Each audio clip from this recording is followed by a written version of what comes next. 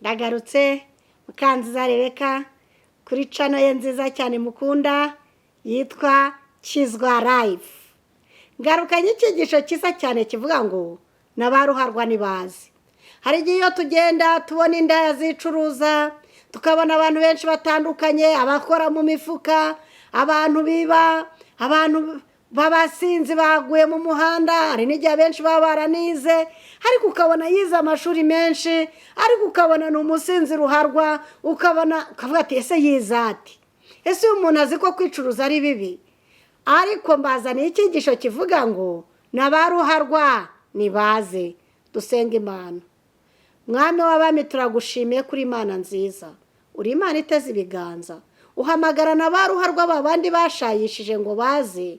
Ndakwinginze mu mbaraga z'ijuru kugira ngo abantu bawe tubashe kwita ku miburo, kandi ko wakira buri muntu wese utitaye ku byo babarega, utitaye ku byo babashinja, ahubwo amaraso ya Yesu kuko atuburanira afite imbaraga. Wakira n'abaruharwa bageze kure bazi ko nta wabakira, bamenyeshwe urukundo rw'Imana isumba byose kuko yiteguye kubakira. Uziyobora iyi gahunda kandi iki cyigisho turakikweretse, uze ukiyoborere kugeza ku musozo mu izina rya Yesu, amen.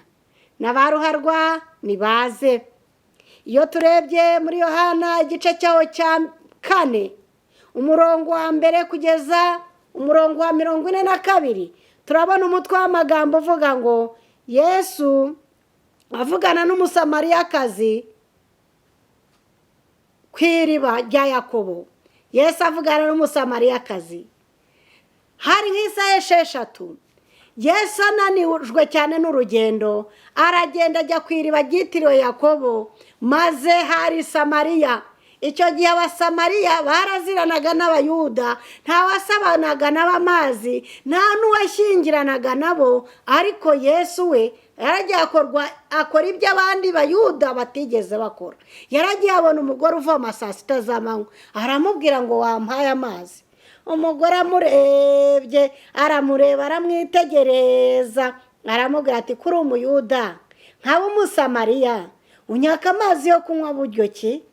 Yesu aravuga ati yaba aruzi impano y'Imana ukamenya n'ugusabye amazi uwo ari we, nawe umwatsi akaguha ku mazi y'ubugingo. Umugore araseka, none se databuja kw'iriba rirerire ukaba nta kivomesha ufite, ayo mazi urayakura? Yesu yavugaga amazi y'ubugingo, umugore akiyumvira amazi asanzwe kuko hari aho yavomaga hari kure, kandi reka n'ubundi amusaba amazi ntiyarazi ko hari ashobora kumuzanira rubini. Uyu mugore w'umusamariyakazi yari yaratwaye abagabo b'abandi. Urazi umuntu ugutwara umugabo we waramurahiriye ku idarapo tuzakundana tuzatandukanywa n'urupfu nk'uko amategeko ya Repubulika y'u Rwanda biteganya, ukabona undi mugore aramutwaye, Imana izabibarinde. Ntuzifuze ko undi mugore yakutwarira umugabo, nanjye ntimuzamutware, sibyo?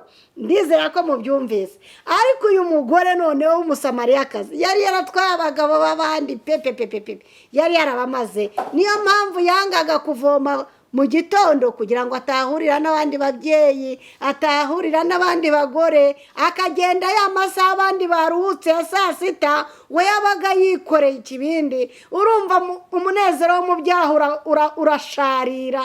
Tekereza ku manywa y'ihangu izuba riva, uyu mugore niho yajyaga kuvoma. Ariko hashimwe Yesu ko yahuye na Yesu akamuganiriza, akarenga iby'amoko, kuba ari umuyuda undi ari umusamariya. Yesu aramushotora ati wampaye amazi. Undi tese kuri umuyuda nkaba umusamariya unyaka amazi yo kunywa buryo ki? Undi aramubwira ati yaba aruzi impano y'Imana ukamenya n'ugusabye amazi uwo ari we, nawe umwatsi akaguha ku mazi y'ubugingo. Maze aramubwira ati none se amazi y'ubugingo urayakura he? Reka dusome mu izina rya Yesu. Yesu avugana n'umusamariyakazi. Nuko umwami Yesu amenya yuko abafarisayo bumvise ko yigisha kandi abatiza benshi arusha Yohana. Icyakora Yesu ubwo si we wabatizaga, ahubwo n'abigishwa be. Nuko rero Yesu aragenda agera mu mudugudu w'i Samariya witwa Sukara, bugufi bw'igikingi Yakobo yahaye umwana we yozefu kandi aho hari iriba rya yakobo. Nuko Yesu ananijwe nuko yagenze cyane apfa kwicara kuri iryo riba hari nk'isaha 6. kuko abigishwa be bari bagiye mu mudugudu kugura ibyo kurya. Umusamariyakazi aramusubiza ati, kuri umuyuda nkaba umusamariyakazi unyaka amazi yo kunywa buryo ki? Yesu ati, yaba aruzi impano y'Imana ukamenya n'ugusabye amazi aho ari we, ubu umubwiye n'akaguha ku mazi y'ubugingo. Baraganira, ikiganiro kiragenda aramubwira umugore ati, noneho kuri ayo mazi ntazongera kugaruka hano kuko ari kure kandi binaniza n'umutima wanjye. Yesu aramubwira ati, ngaho genda ubwire umugabo wawe muzane hano. Umugore ararahira ati, nta mugabo ngira. Yesu atuvuze ukuri, mbere wari ufite abagabo 5 n'uwo wararanye ubu ntabwo ari uwawe. Umugore yikangamo, umuntu uzi mbwiye ko nta mugabo ngira kandi akaba azi ko nararanye n'umugabo yaje no kuvoma amufite amuzize mu buriri. Urumva indaya? Abagabo 5 ubwo se wose wa 6 n'uwo wararanye si uwawe. Maze avuga ati, menye kuri umuhanuzi basogokuruza bajyaga bavuga kuri uyu musozi ngo Yerusalemu niho hakwiriye gusengerwa. Maze aramubwira ati, umugore yahise asiga ikibindi cye. Umugore aramusubiza ati, nta mugabo mfite. Yesu aramubwira ati, tugeze muri Yohana igice cya 4:18.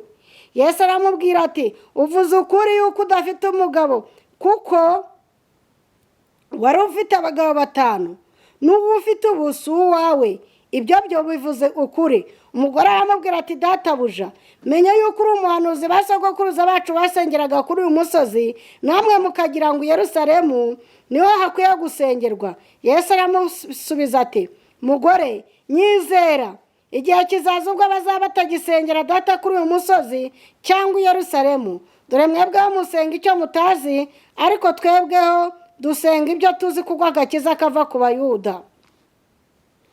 Umugore yabwiye Yesu ngo, nzi yuko Mesiya azaza ari we witwa Kristo, kandi ubwo azaza azatubwira byose. Yesu aramubwira ati, ninjye tuvugana. Uwo mwanya abigishwa be baraza batangazwa nuko avugana n'uwo mugore, ariko ntihagira umubaza ngo urakora iki cyangwa urashaka iki. Uwo mugore amaze kumenya ko yavuganaga na Mesiya, yahise asiga ikibindi cye agenda asakuza mu mudugudu wose, muze mwumve ibyo umuntu ambwiye ibyo nakoze byose, mwumve umuntu ambwiye ibyo nakoze byose. Abantu bose baraje, nanjye iyo mpamvu nari guhura ngo numve ko yatwaye uwanjye. Buri wese araje, iteraniro ryose riraza. Yesu ababwira iby'ingoma y'Imana, abantu benshi barihana, Abisamariya barihana. Umusamariyakazi yakwihanisha abantu, ariko yakoze ibyananiye abigishwa be. Uyu musamariyakazi yahise akora irari ikagenda kubabwira abo yabwiraga, kuko bari bazi ko ari umugore udahura n'abandi, ari umugore uvoma saa 6 z'amanywa, ari umugore watwaye abagabo b'abandi. Baza kureba icyamumaza ubwoba. Baje kureba icyamumaza ubwoba, bahahurira n'imbaraga ya Yesu ikiza, ababwira ubwami bw'Imana, ababwira ko Yesu abakunda. Barihana, bizera Imana, ndetse baranamusanga ngo wasibira. Yesu asibirayo, ababwira inkuru nziza y'agakiza. Uyu mugore rero yari ruharwa atwara abagabo b'abandi, yari indaya pe, ariko igihe yahuraga na Yesu amateka yarahindutse. Nawe unkurikiranye, ntago nzi ubuzima yabayemo, ntago nzi amateka wabanje gucamo. Ahari ushobora kuba waraciye mu nzira zabuzanijwe, ukica amategeko y'Imana ukabamba umwami wawe. Ahari se bamwe mu nkurikira, bamwe mwabanje kujya mu ngeso y'uburaya, ariko itangazo nababwira, Yesu yakira buri wese, aracyateza ibiganza, nta wagisha impaka, nta nubwo akubwira ngo uburaya wamamazemo imyaka ingahe. Iyo wakirira rikajya Yesu, Yesu arakwakirana impuhwe n'imbabazi za kibyeyi. Kandi Yesu yaje mu isi gushaka no gukiza uwazimiye, kandi ntago umuntu muzima ari ushaka umuganga, ahubwo umurwayi ni ushaka umuvuzi. Niyo mpamvu Yesu yazanywe no gushaka umurwayi. Indwara turwaye n'ibyaha bitandukanye, bikera ubusambanyi, bikera ubujura, bikera bya twisangamo. Niyo mpamvu Yesu ateze ibiganza. uyu musambanyikazi w'umusamariyakazi Yesu yaramukijije, kandi amaze kumukiza ahinduka umuvugabutumwa w'agahano. Nawe mu mateka mabi ashobora kuba yarakuranze, wikwirenganya, iki ni igihe cyawe cyo kwakira umwami Yesu. Kandi iyo wakiriye Yesu aguhindurira amateka, ugahinduka umuvugabutumwa uvuga ineza y'Imana ku buzima bwawe. Ushobora kutamenya kudondobekanya byinshi nk'ibyo ndi kuvuga, ariko ushobora kuvuga ijambo rimwe ngo icyo nzi ni kimwe, Yesu yaranyijije, nari umusambanyi none ndi muzima, none yaranyijije, nimuze mwakira uwo mwami. Icyo ni ikibwirizwa kidashidikanywa ku mwami wanjye, umwami Yesu ari umukiza w'abari mu isi. N'abaruharwa nibaze, Yesu ntabaheza. Abicanyi nibaze, abasambanyi nibaze, abajura nibaze, Yesu nta n'umwe aheza. Iyo turebye muri Yohana igice cyaho cya 8 umurongo wa mbere kugeza 11, turabona umugore wafashwe asambana. Uyu mugore yarafashwe asambana. Itegeko ry'Abayuda ryavuga ko umuntu ufashwe asambana bamwicisha amabuye. Abagabo baramufasha bamwegereza Yesu, baravuga ati Yesu dufashe uyu mugore asambana, kandi mu mategeko ya Mose handitswe ngo umugore ufashwe asambana bamwicisha amabuye. None wowe urabivugaho iki? Ibyo babikoze kugira ngo bamugerageze. Iyo avuga ngo ntibamutera amabuye, byari kwitwa yuko ahinyuye amategeko ya Mose. Iyo avuga ngo ntibamwice, bari kumurega ku ngoma y'Abaroma ko yihaye ubucamanza. Ubwo rero Yesu areba imitima yabo, atangira kwandika ati kanaka Isayi niyi warayishe, Isayi niyi warasambanye, uwo mugore mwarasambanye. Ngo buri wese, ngo yabonye Yesu acecetse, buri wese akaza akareba, buri wese akaza akareba, buri wese akaza akareba. Umwe agenda, maze umugore wafashwe asambana asigarana na Yesu gusa. Yesu abaza umugore ati mugore, babandi bakuregaga barihe? Yesu aramubwira ati ntawe nyagasani. Yesu aramubwira ati nanjye singuciriyeho iteka, genda ntukongere gukora icyaha ukundi. Abo bagizi ba nabi bazanye umugore wafashwe asambana, bari bazi ko nagera imbere ya Yesu bamwicisha amabuye, ariko nta muntu wigeze ugera imbere ya Yesu wicishijwe amabuye. Ahubwo abantu bageze imbere ya Yesu bahavanye agakiza, bahavana imbaraga zo gutsinda icyaha n'igisa nacyo, bahavana imbaraga yo kwamamaza ubutumwa bwiza. Yesu nta n'umwe aheza, Yesu nta n'umwe aciriyeho iteka. Ntabwo Yesu aduciraho iteka ku buryo tubayeho. Niyo mpamvu hamagarira abantu kugira ngo n'abaruharwa baze. Uko waba umeze kose, waba warakamwe n'ibiyobyabwenge bw'ubwoko bwose, Yesu ateze ibiganza ngo akuhe imbaraga zo kureka ibyo biyobyabwenge. Waba warundaye utatwara abagabo b'abandi, Yesu yiteguye kuguha imbaraga zikuvana mu bubata bw'ubusambanyi. Waba uri umwicanyi, waba ubikora mu ibanga, Yesu yiteguye kuguha imbaraga zikuvana muri ibyo byose. Waba uri umwicanyi ukoresha uburozi, kuko hari n'abaroga bagenzi babo bakabica mu mayeri bakagira ngo ni urupfu. N'abarozi Yesu arabashaka. Itangazo n'abaruharwa nibaze, babandi mbona ku macana atandukanye tugenda hejuru y'inyanja, n'abaruharwa nibaze. Iki cyigisho kiraje kivuga ngo n'abaruharwa nibaze. Yesu arambuye ibiganza, ni wowe ashaka. Aho wageze hose nta hantu kuri umunyabyaha atagera Yesu atakuvana, kuko amaraso ya Yesu atuburanira afite imbaraga. Amaraso ya Yesu yavuye kubera wowe ruharwa, kubera wowe. Nawe Yesu aragushaka, ngwino umusange. Niyo watanze itangazo muri Matayo igice cyaho cya 11 umurongo wa 28. Afande Yesu umuneshi w'Ikaruvari atanga itangazo agira ati mwese abarushye n'abaremerewe nimuze munsange ndabaruhura. Yesu ateze ibiganza kandi yifuza kukuruhura. Ibyaba byarakubase ibyo ari byo byose, Yesu wabohoye umusamariyakazi afite abagabo 5 n'uwo yararanye wa 6. Abo nabo Bibiliya ivuga. Yesu yaramukijije ahinduka umubwiriza w'ubutumwa w'agahano. Uyu Mariya wafashwe asambana, uyu mugore wafashwe asambana, Yesu yamukijije uburaya. Umudayimoni wamutererezaga uburaya amuvanamo, amuha agakiza, ahinduka umwigishwa wa Yesu mwiza kandi umukunda. Nitujya nitujya mu butumwa bwiza bwa Yesu Kristo ko bwanditswe na Yohana igice cyaho cya 8 uhereye ku murongo wa mbere kugeza 12 turahasanga umutwe w'amagambo uvuga ngo Yesu asigwa amavuta na Mariya. Uyu Mariya ni wa wundi wafashwe asambana, wa wundi bari bagiye kwica ngo ni umusambanyikazi. Yafashe amavuta nk'ay'umuntu w'umukozi wa leta ahembwa umushahara w'umwaka wose, akagura parufe nziza cyane y'agati bita narada, ayasiga ku birenge bya Yesu, ahanaguza umusatsi we ku birenge bya Yesu, aramushimira ngo ineza wangiriye nkoze ku mutima afande Yesu, ineza wangiriye ukankiza ubusambanyi, ineza wangiriye ukambohora, ukama amahirwe ya kabiri yo kubaho, ntago nzibagirwa ineza wangiriye Yesu. Yashimiye umwami we. Uyu Mariya mbabwira mu gitondo cy'umuzuko kuwa mbere w'iminsi 7 Yesu azuka,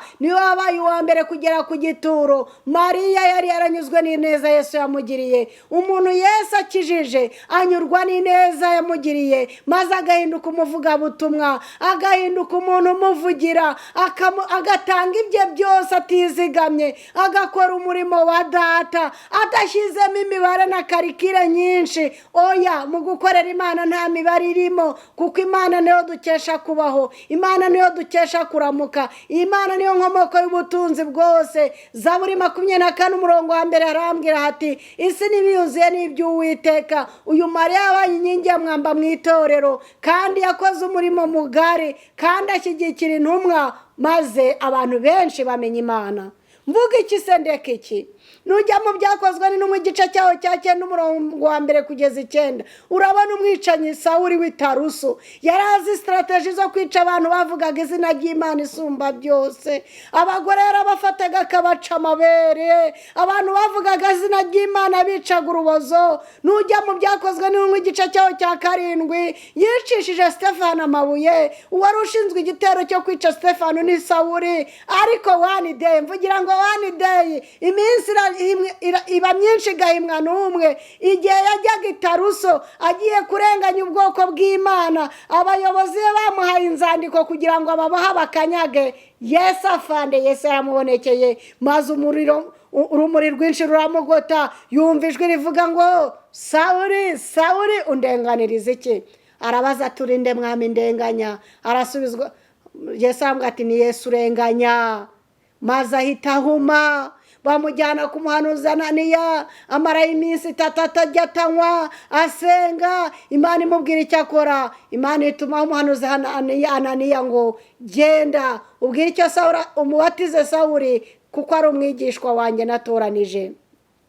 Nitujya mu byakozwe n'intumwa igice cyaho cya 22 umurongo wa mbere kugeza 21 turabona Pawulo wari Sawuli Imana yamuhinduriye izina ba Pawulo. Yavuze ijambo ry'Imana mu banyamahanga, azenguruka ibihugu byinshi avuga izina ry'Imana isumba byose. Nawe bamugishyize muri gereza, yakubitwaga ibiboko byinshi ku munsi azira ijambo ry'Imana, ariko yagumye kunamba ku Mana kuko bari barahuye. Aravuga kuko biri kose nzakwiringira, nzakunambaho. Yariregwa avuga ati nanjye narenganyaga ubwoko bw'Imana, nanezezwaga n'urupfu bapfaga, ariko umucyo warangose, ndihana ndahinduka. Ubu nanjye ndi umubwiriza butumwa. Imana yantumye mu banyamahanga. Mubisome mu gitabo cy'ibyakozwe n'intumwa uhereye igice cya 22 uhereye ku murongo wa mbere kugeza 21 urareba ukuntu Pawulo yireguraga imbere ya Agripa, ababwira ukuntu nawe yarenganyaga,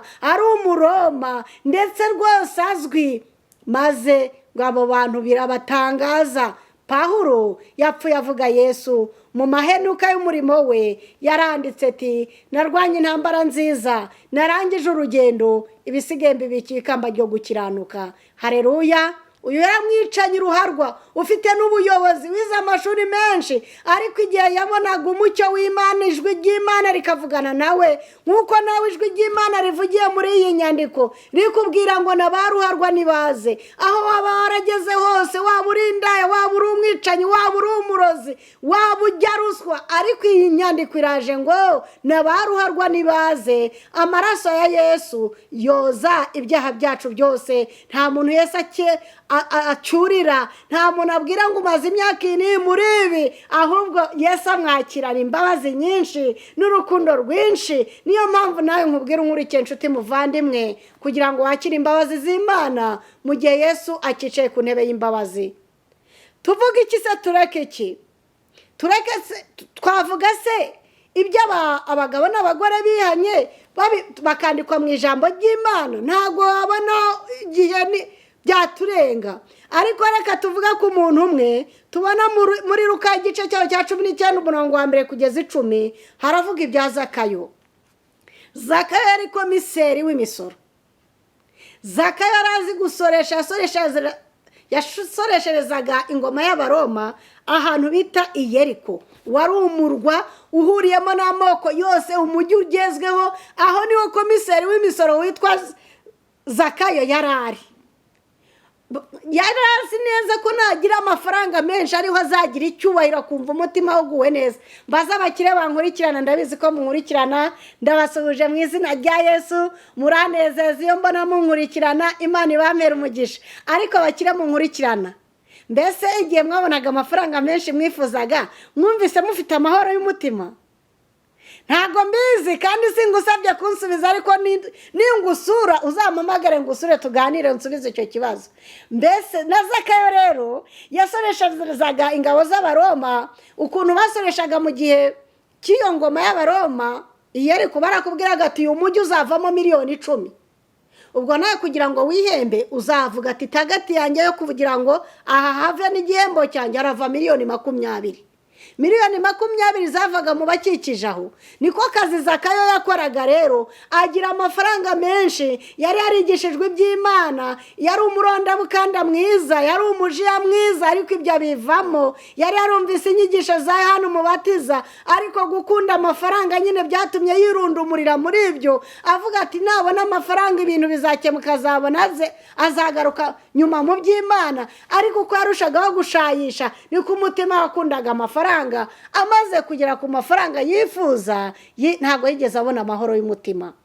Umunsi umwe rero haje inkuru yuko Yesu agiye kuhanyura, maze Zakayo kubera yari mugufi cyane arirukanka yurira igiti cy'umuvumu, maze yuriye igiti cy'umuvumu kugira ngo arebe Yesu. Yesu ahageze arahagarara, arararama, aramuhamagara ngo Zakayo ururuka. Haleluya! Dufite Imana ituza amazina. Imana yacu ihabwa icyubahiro. Imana ni yacu, Imana ni data wa twese. Nta mubyeyi uyoberwa amazina y'abana be. Yageze munsi y'icyo giti cy'umuvumu, abantu bari benshi kandi ubugufi bwiwe ntibwashoboraga gutuma abona Yesu. Ariko Yesu ahageze amenya ko Zakayo afite inzara n'inyota byo kumushaka, maze aramubwira ngo Zakayo ururuka, kandi uyu munsi ndarari wawe. Haleluya! Haleluya! Dufite Imana nziza, dufite Imana ituza amazina. Imana yacu ihabwa icyubahiro. Zakayo yaraje aramusuhuza, Yesu anezerewe, aramuhobera, arishima. Bajya kwa Zakayo. Abanditsi n'abafarisayo baravuga ngo dorere, none se Yesu agiye gucumbika ku banyabyaha? Yesu aravuga ngo ntago nazanywe n'abakiranutsi, nazanywe n'abanyabyaha. Ari mu mutwe w'amagambo uvuga ngo nabaruharwa nibaze. Yesu yaje gushaka uwazimiye. Yesu yazanywe n'abanyabyaha, ntago ari abakiranutsi. Nukuri aho waba warageze hose Yesu yagukurayo, aho waba warageze hose Yesu yakubabarira. Nimwiyunge n'Imana mubona amahoro y'umutima, kandi nyuma y'ibyo Yesu aduhishiye byinshi, iby'ijisho ritigeze kureba, n'ibyo ugutwi kutigeze kumva, ibitegeze byinjira mu ntekerezo z'umuntu. Ibyo byose Imana yabihishiye abayikunda. Zakayo rero muri iryo teraniro yararimo hari abandi bakirizi b'imisoro. We yari komiseri, urumva yari afite abashinzwe. Urumva n'abandi bakirizi b'imisoro bari bahari. Abanyabyaha benshi babonye Zakayo nabo bari bahari. Maze Yesu ababwira ijambo ry'Imana, ariko Zakayo yahise ahaguruka aravuga ati Nyagasani Yesu, 1/2 cy'ubutunzi mfite ndagiha abakene, kandi umuntu wese nambuye ndamuriye inshuro enye. Yesu aramubwira ngo agakiza katashye mu nzu yawe. Zakayo ibyo yaruhiye byose yafashe kimwe cya kabiri abifashisha abakene. Abandi bantu yaririye ruswa, yahuguje, yagize gute, yabarishye inshuro enye. Murumva kwakira Yesu icyo bisobanura? Bibiliya irambwira ngo uhisha ibicumuro bye ntazagubwa neza, ariko umuntu wese ubyatura akabireka azababarirwa. N'abaruharwa nibaze. Yesu yiteguye kubakira. Yesu ntawagisha impaka. Umuntu wese umusanze aramwakira. N'abaruharwa niyo mpamvu mbabwira ngo nibuze. Ahari imiryango yarabatereranye, sosiyete ivuga ko mudashobotse, nibyo koko nawe wireba ko udashobotse, ariko ku Mana uri uw'ingenzi. Kristo azanywe mu isi no gushaka uwazimiye. Uri uw'ingenzi, uri uwo gukundwa, uri uwo kubahwa. Yesu yagukoresha umurimo we. Ngwino umwakiriye umunsi. Igihe cyawe ni icyejo, guza ikiminsi gubikiye. Yesu arakurarika akubwira ngo n'abaruharwa nibaze. Nawe Yesu yaragupfiriye ku musaraba Karuvari, ibyaha byawe byababaje umwami wanjye. Niyo mpamvu Yesu atubwira mu Byahishuwe igice cyaho cya 3 umurongo wa 20, Yesu arambuye ibiganza akubwira ngo dore mpagaze ku rugi ndakomanga. Umuntu niyumva ijwi ryanjye agakingura urugi, nzinjire dusangire. N'abaruharwa nibaze. Umwami Yesu yiteguye kubakira. Uve mu biburimo. Yesu yiteguye kukuvunjira, kandi Yesu agiye kugaruka akaguha ikamba ry'ubugingo. Akira Yesu bigishoboka, mu izina rya Yesu, amen. Reka dusenge. Mwami Yesu turagushimye. Iki cyigisho cyavuga ko n'abaruharwa bagomba kuza. Abantu benshi twageze kure, sosiyete iratwanga. Twahuye n'ibidukomeretsa byinshi, ari kuri Imana yomora. Nkweretse abantu bahejwe na sosiyete kubera imibereho bagiye banyuramo n'amateka y'abaranze, kugira ngo ubwijwi ryawe ryongorera ribararika muciye muri kino cyigisho kivuga ngo n'abaruharwa nibaze. Reka Umwuka Wera acyumvikanishe mu mitima yacu, kandi tugukunde ko wabanje kudukunda. Uduhe kukwiringira ibihe byose, kandi udukoresha umurimo wawe. Iki cyigisho uzacyumvikanisha uko bikwiriye, aho ntagejeje Umwuka Wera hageze, kandi abakomerekejwe na Satani ubomore. Abantu bose bankurikira mbasabiye umugisha, basabiye iherezo ryiza ry'Abakiranutsi. Ngaho gumya kubana natwe, utwagure mu nguni zose z'ubuzima. Abankurikirana bose ubaha umugisha, kandi ibi byigisho bizabikwirakwize mu mbaraga y'ijuru, hirya no hino byambuka umupaka, bibwirize benshi bamenye kuri umwami ubakunda. Ngaho rero urakoze, urakarama. Ubushake bwawe bugaragare muri twe no mu isi yose, mu izina rya Yesu urakoze, amen.